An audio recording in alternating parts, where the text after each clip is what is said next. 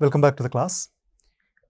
We are beginning another session on a theme, very specific theme. And for today's class, we are looking at the very interesting theme on media and global culture. So I mentioned in the previous session that from this week onwards, that is the 10th week onwards, we will be looking at the very specific dimensions of globalization with respect to very specific thematic domains. So in the previous class, we had a discussion on globalization and environment, and today's theme is media and global culture. Now, modernity and the rise of bourgeoisie public sphere. I hope some of you are familiar with these arguments. So this argument basically, is that with the rise of modernity, especially in the Europe, with the rise of print capitalism and emergence of nation state, emergence of democracy, something called as this bourgeoisie public sphere began to emerge, where people rationally exchange with each other, rationally exchange ideas and arguments about their own common issues and other things, and that's how they really begin to decide to rule about themselves and to think about their own affairs. So this emergence of public sphere, one of the very important arguments by this German scholar, is something very important. So so this discussion within sociological circle about media is something important, because media plays a very important role in the emergence of this public sphere. It could be radio, it could be print, especially print played a very important role, newspaper and other things. Habermas's argument about public sphere is something extremely important. So the concept of public sphere serves as a useful tool in theorizing the role of media in society and a global world, because it highlights its mediating function between the public and the systemic interest of the capitalist society. So the scholars Douglas Kellner and Clayton Pearce, and by the way, this essay is also taken from this Globalization Reader by George Ritzer. So they argue that this whole analysis based on public sphere is something important, because public sphere essentially talks about a sphere which is being mediated by various forms of media, and this media talks about the mediating function between the public and the systemic interest of the capitalist society. Because why? Mainly because public sphere is associated with the capitalist society. You hardly have any public sphere when you talk about a traditional or a feudal or an agrarian society. Here, because a public sphere requires individualism, public sphere requires a kind of a civil society organization, civil sphere is required, and democracy is required, notions of individual rights is required, individuality is required, and these are all to a large extent institutionalized only during the period of modernity. The reductionist and determinist positions on globalization and media then can be categorized as either positive and celebratory globophilia or negative and rejective globophobia about homogenization of cultures and the Western dominance. So what the scholar says that if you look at some of the contemporary debates about globalization, it tend to be kind of binary. There's one group of scholars and observers who are quite thrilled by the possibility of media, and they say that it's something that is happening good to the society, that every news is now being telecasted, is reached, it reaches across the globe within no time. So one is a mood of celebration about globophilia, and the other one is a negative rejective globophobia, which says that it's about homogenization of cultures and Western dominance. I hope you remember we discussed it extensively when we discussed say McDonaldization or a number of other themes. So this group would say that the Western culture is now invading into the drawing rooms of others, and the young population, our culture and everything is being now polluted or being taken over by the Western media and Western culture. But and at the same time, there is very important argument that the contemporary global capitalism circulates differences, heterogeneity, hybridity, and more pluralistic form of culture. And this is what exactly we are witnessing today, isn't it? We are not seeing a kind of a homogenization as if somebody feared maybe some 20 years ago. Things are not becoming exactly like America or exactly like Europe in India. Things are becoming not only in India, across the globe, things are turning out to be quite different. So, contemporary global capitalism also does not want this kind of a very singular or homogeneous identities and tastes and products. They want, so contemporary global capitalism, it circulates differences, it encourages heterogeneity and hybridity and more pluralistic forms of culture. And this is a very promising argument to look at what are the implications of media and globalization when we discuss that. So these authors, Douglas Kellner and his co-author, they propose a dialectical analysis. In other words, not only provides an articulation of oppressive forms of media and globalization, but also identifies how hegemonic forms of media and globalization have the potential to be turned against themselves, and how oppositional social movements can develop their own democratic media and democratize existing media. Okay.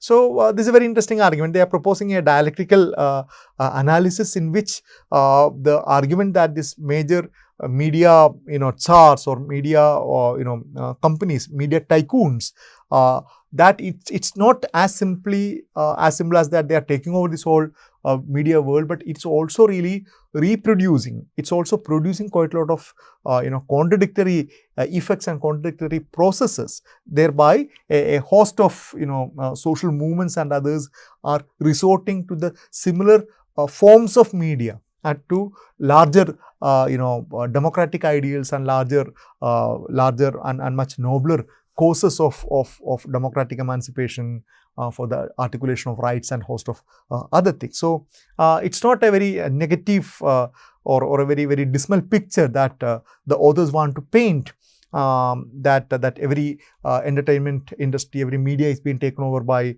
global companies and everything is lost. And that's inherently inimical to democratic system. But they say that while it is true, at the same time, there is the other process also happens, that a whole lot of alternative modes of media are being invented. They are being very efficiently put to use by organizations and movements that really want to fight against these very ideas.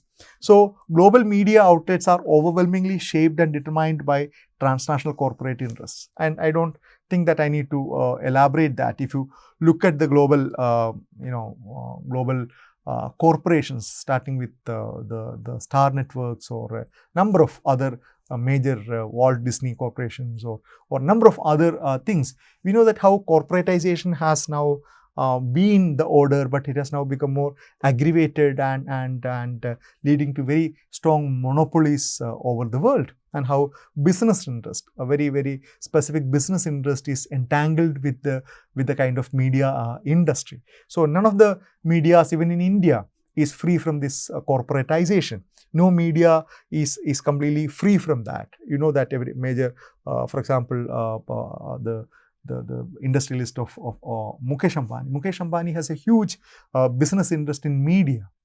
So, similarly, almost every TV channel that you watch every day, or every TV channel that is there in India, not only in India, in every other place, they are very strongly connected with one of the other business group or one of the other entrepreneurial group. So that kind of a consolidation has happened, and that has significantly shaped our mediascape, if you borrow Arjuna Padure's terms. So the superstructure created by this global media oligopoly is an example of globalization from above, where the flow of information, images, cultural artifacts and entertainment is distributed from a uniform and increasingly unregulated source. So we are witnessing that. There is no doubt about it. Okay, with this Netflix and Amazon Prime, being so omnipresent in our society, with satellite television and other things being so common in our everyday life. Now we are witnessing the kind of production, the kind of a production being done by some of these most powerful global media oligopolic institutions, and they are pushing down images, materials, productions with similar kind of tastes across the globe. For example, think about the case of a program by name Bigg Boss. Now, Bigg Boss is there in every regional language, but we know that Bigg Boss is a big thing that was invented in the US. So we are seeing that kind of a scenario, and that the scholars, the authors really refer to them as the globalization from above. That means very deliberate, systematic attempt to refashion our interest and our taste to the to be suited to that of a global international production. And the McDonaldization process thus highlights another facet of globalization, where iconic corporate entities not only colonize new market, but also introduce a system of productions and consumption process that reproduce global capitalist society. This we have discussed earlier. Okay, so McDonaldization, if it's used in a more limited sense in terms of production and consumption of artifacts, where you turn into that of media consumption of cultural consumption, what we are seeing is that we are seeing a system of productions and consumption processes that reproduce global capitalist society. Okay, so these cultural productions in the form of, say, web series or movies or music albums, or these are an inherent part of the global capitalist society, and it puts forward almost similar kind of ideas, similar kind of wants. It wants you to consume more, it wants you to spend more, it wants you to kind of indulge in more and more consumptive kind of a life. Now, accompanying the globalization from above model, there is therefore the extension of a consumer and media culture into diverse communities, blurring national boundaries while also creating the potential to either supplement or overtake local forms of media. So this is exactly the argument when huge multinational corporations with, say, with deep pockets, when they come in and when they begin operation in their in different countries, they are coming from the above, and they want the local communities to listen to or to receive the kind of products that they are producing. And if you look into how a host of regional TV channels have been closed down in the recent past, or regional TV channels have been taken over by these huge multinational companies, both within India and outside, the numbers would be really staggering. So you see that they have to really come. They are coming into different nations and blurring the national boundaries, because many of these international web series or international programs have consumers, viewers from across the globe. They are truly global in its character. Unlike, say, some 1980s or 1970s, where you simply did not have that. At that time, maximum you have had would be what you would have had would be some Hollywood films, which had audiences all over the world, or at least in many parts of the world. But now these other kind of productions, other kind of web series or other forms of musical albums and other things are released all over the globe at the same time. Now, through the emergent spatial environment of images and cultural representations, a condition is formed where defining local or regional identities within global force are of serious consequence. The image of the Europe and its diverse cultures. So, so this also raises a lot of challenges. Now, on the one side, you want to present something as a global, as a larger one, say as an American one or as a European one. At the same time, you will be forced to be sensitive to the kind of the whole question of what is regional and what is local. For example, the image of Europe. How do you really represent the image of Europe? Especially Europe is quite often distinguished with the US. But again, Europe itself is not a uniform entity. There are enormous cultural, linguistic, and regional diversities. So how do you really account for the local and the kind of global in that scenario? So the tension between globalism and localism exemplifies the new spatial dynamics of globalized media and the diminished role of the nation state. So that's a specific point that we have been discussing all through, the kind of a tension between globalism and localism. Remember, we discussed about the term glocal as a term that was invented which has ability to incorporate both these elements, the global as well as the local. But now that has very, very significant impact on the boundaries of this nation state. They are becoming more and more porous. They have least respect for this kind of nation states. At the same time, on the other hand, we are talking about the globalization from above.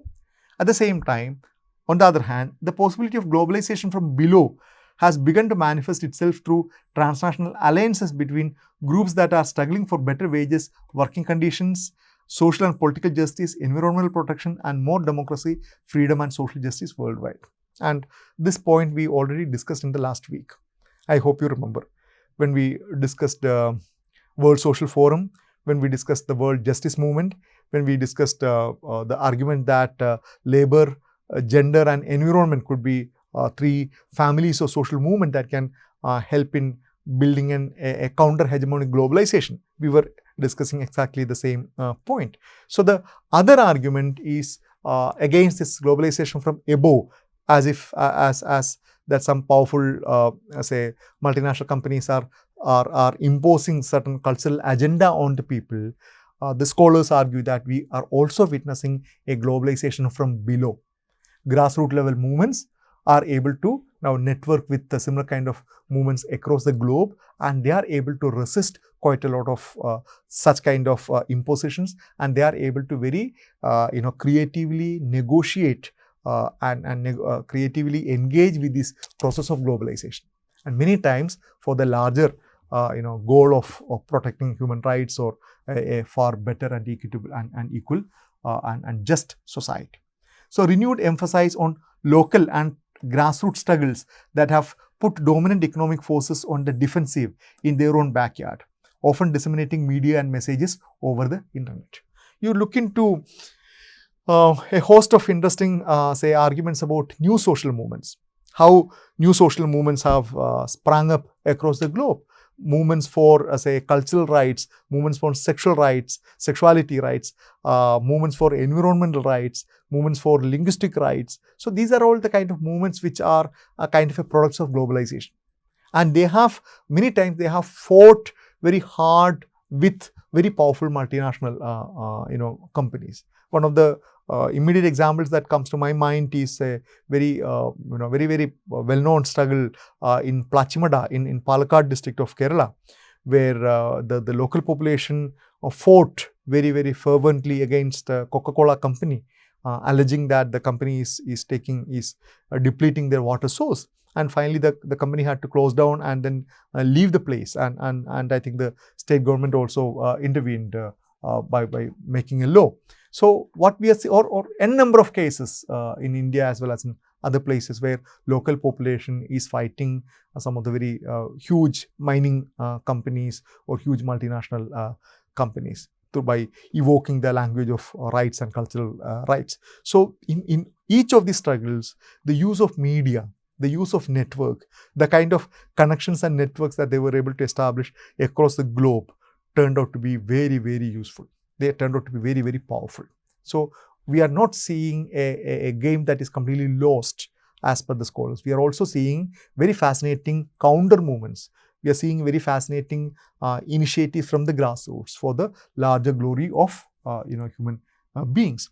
So greater circulation of struggles and possibilities of novel alliances and solidarities that can connect resistance force who oppose capitalist and corporate state elite forms of globalization from above. Exactly the same point that we discussed about. Throughout the globe, there are fishermen's collectives, workers collectives, there are farmers collective, women's collective across the globe. and to what extent they are able to negotiate with their state and with the elites, with the corporate things, is something that we are witnessing on a day-to-day basis. One of the examples that they offer is this Indymedia. Indymedia is a locally produced and community-based operation that has evolved into an expanding international network and encompasses hundreds of like centers in numerous countries across the globe that focus on providing a space for local issues and community concerns over the internet. So please do check up on this particular website. It's a repository of quite a lot of huge amount of information about such kind of global issues, local issues, which are presented at a global level. Then the scholars also talk about global media spectacles, images of major events producing qualitative shift in our media-driven society where politics and media have seamlessly merged into one. Here, what they are talking about. See, usually we understand media as something that as a carrier of certain kind of a message, isn't it? That's what we usually understand. That when you watch TV, when you read newspaper, it's a very naive understanding, innocent understanding that we are using this medium basically to receive some amount of information, and we think that we have the ability to process this information and then consume it. But that is a very, very naive understanding. It's a very naive understanding because we don't really realize how this medium itself has really produced or that has really refashioned the kind of a content or substance that it is supplying to us. So especially in a contemporary society where in a world where politics has been internationalized, the line between what is the news and what is politics is completely blurred. Especially in today's period, we are talking about the post-truth world, where truth has no significant value. Media houses, established media houses are championing this fact of pushing fake newses, very unfounded newses, propaganda. They have become propaganda in the hands of ruling parties or very powerful corporations. It's very, very important. It's a very fraught scenario. And so, for example, some of the very important global spectacles like this Twin Towers of New York being brought down by the flights by two aeroplanes, and that image, that video visual has gone all over the place, and that really gave so much of credence, so much of acceptance to a military move like war on terror, whether it's in Afghanistan or in Iraq, and we know which resulted in disastrous consequences. And another example of Abu Ghraib, I hope you know that, otherwise please check it up. Abu Ghraib is a detention center in Saudi Arabia, which was originally constructed by Saddam Hussein, but later it was turned in as a detention center for the American by the American forces to keep Iraqi prisoners. And there were allegations that quite a lot of inhuman treatments are being meted out to the detainees by these American soldiers, but there was no evidence. And finally, a series of photographs and videos were released. And most interestingly, these videos and photographs were recorded by the military officers who were, supervising all these kind of inhuman treatment, and all kind of inhuman treatment were physical, sexual, psychological torture were institutionalized in those places. And these reports and video clips and then photos got released, and they spread all over the world like wildfire, and that created quite a lot of ruckus. So what does this particular episode tell us? So it was the media and communication technologies that enabled contradictory information into the public sphere, escaping mainstream filters that may or may not have sanitized these particular images as well as their political consequences. So these images were distributed not through any of the prime channel, but through a host of other social media circles and other things. And of course, later many of these mainstream channels were forced to telecast them. But so here what we are witnessing is that we are witnessing the subversive potential the potential of the other forms of media and other forms of collectivity to fight against some of these imperial powers and imperial groups. So the rise of affirmative alternative media sources over the internet, such as blogs and other dependent media sources found, such as indie media and free speech TV, could be signaling a departure from our reliance for information and news from traditional mainstream corporate media outlets. And please keep in mind that this essay was written much before the social media came into existence. They are talking about TV channels and blogs. But we know that the rise of social media, especially after 2010, the Facebook, the Twitter, the Instagram, and a host of other platforms, YouTube, other platforms, are taking our world by storm. Now, what are the effects of that? And again, it's a very, very messy situation. It's a very messy situation. We know that Facebook and Twitter has been accused of interfering in even the electoral affairs of one of the most powerful democratic country, the USA, and a host of questions about it. And the same social media were once celebrated as the facilitators of democratic mobilization, whether in the Arabian societies, in Muslim societies, the Arabian Spring episode during 2011-12, or even in Delhi, the mobilization against corruption. These social media networks, social media sites were celebrated as the medium for new forms of alternative mobilization. But at the same time, we know that they are also trading our privacy, trading our personal details and corporate interest, and then monopoly. There is talk about breaking, say, Google into different companies, or there are talks about limiting the scope of Facebook, or there are quite a lot of concerns about. I'm sure that all of you are familiar with the recent concern about WhatsApp changing their privacy norms. So this social media, what kind of role is it playing? To what extent we can say that the social media, of course, can be used as a source from below, or are they being used for the globalization from the above?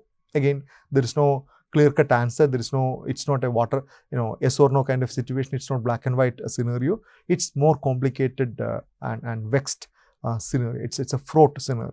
So ultimately, what it does to democratic or anti-democratic spirit, we'll have to wait and watch.